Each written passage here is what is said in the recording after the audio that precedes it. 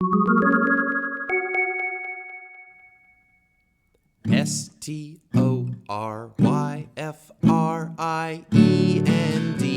Story Friends.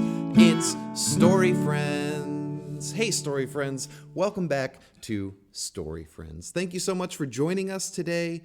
We've got a fun episode in store for you, and it's extra fun because we have heard from a bunch of friends, and we're going to share some of their stories with you today. Yeah, we're going to check in with Rose and Karl and Jay, and we're also probably going to look at some plants.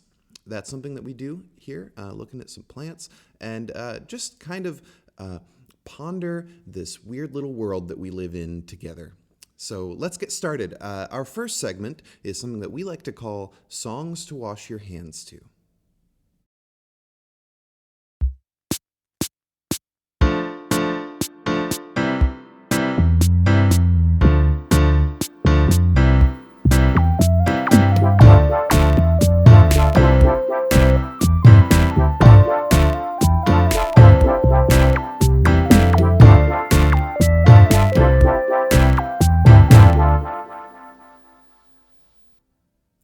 Welcome back, Story Friends. Time for our next segment. In this one, we're going to check in with our friend, Rose Jangmi Cooper. Some of you might already know Rose. She's been on Story Friends in the past, and we love her a lot. Rose is just wonderful, a great poet, actor, director, singer, writer, and motorcyclist. Some of you have probably even seen Rose around Lansing singing at the top of her lungs while she rides her motorcycle around town. And today, I think she's going to share something about that wonderful, beautiful bike of hers. And yeah, let's go say hey to Rose. Hey, Rose. All right, Story Friends. This is Rose Jangmi Cooper, and I have a special guest to introduce everybody to. This little guy is Harley Bear.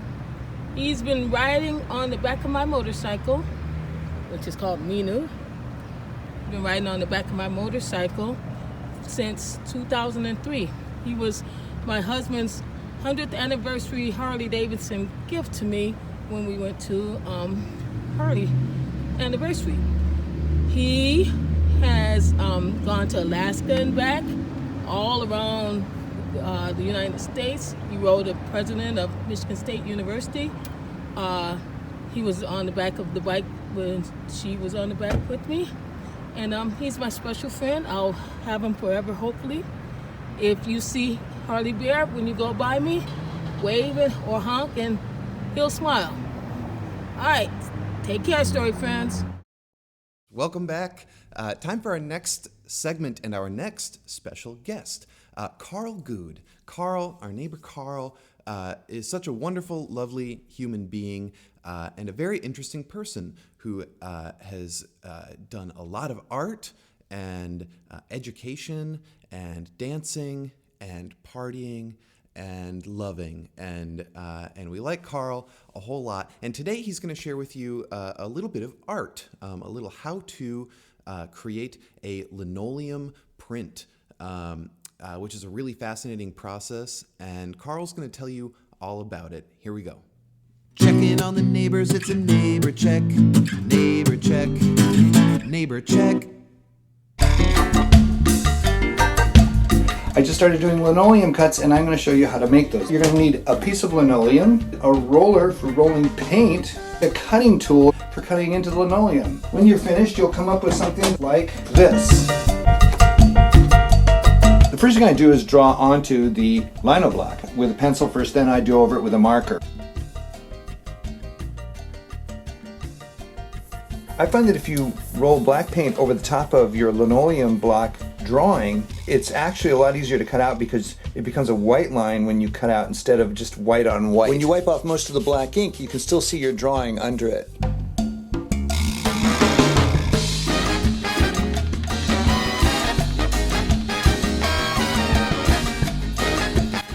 So you can see the black paint only hits where you didn't cut away the linoleum. I'm going to take the paper, take the burnisher, and go over the whole thing. And here is the final print.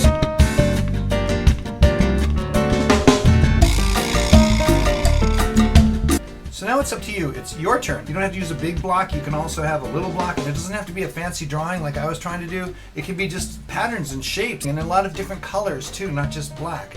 So have a good time, experiment, don't judge yourself. All right, take care. Bye-bye now.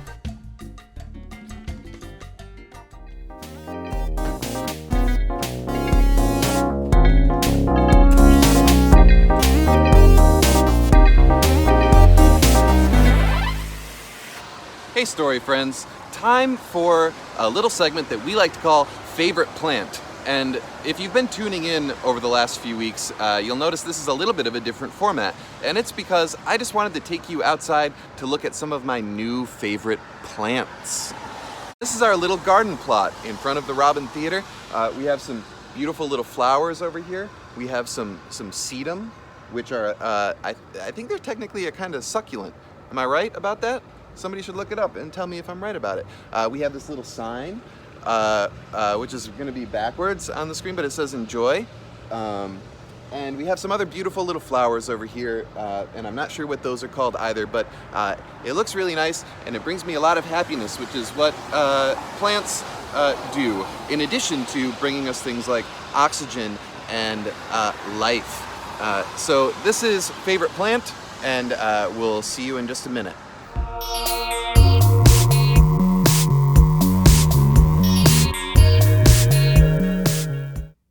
Welcome back, Story Friends. Time for our next segment and another very special guest. Today we have Jay.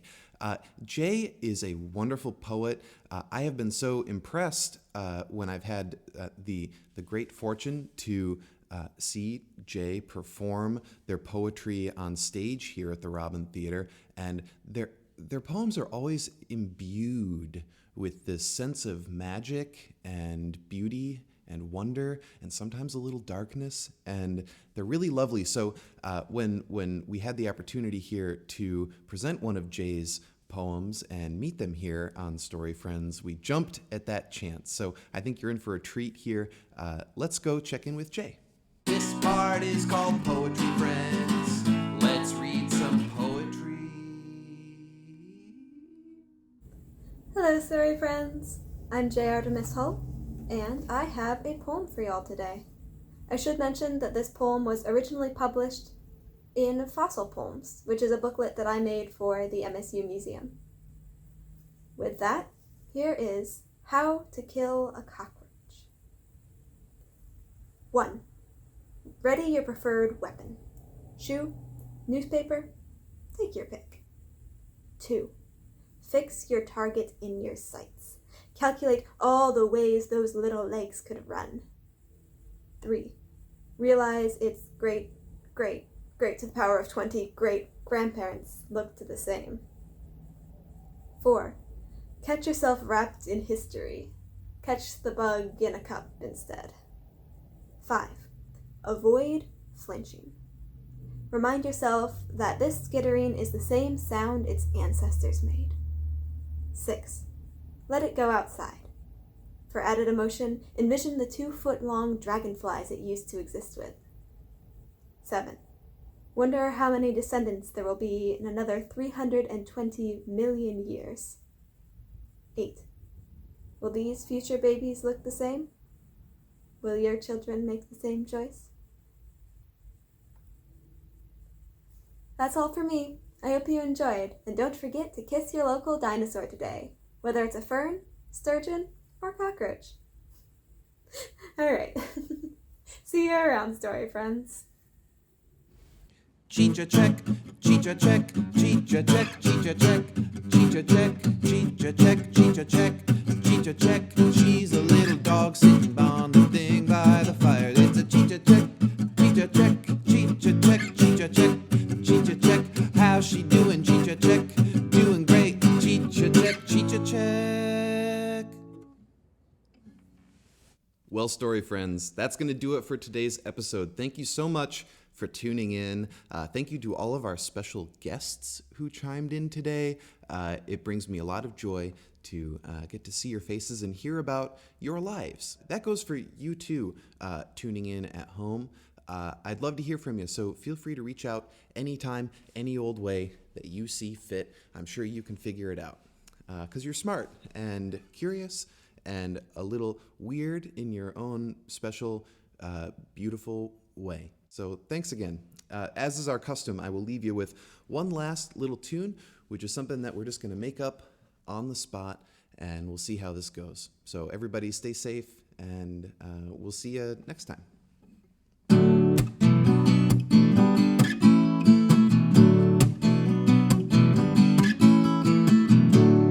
Wasting so much time together, but it's not really wasting time.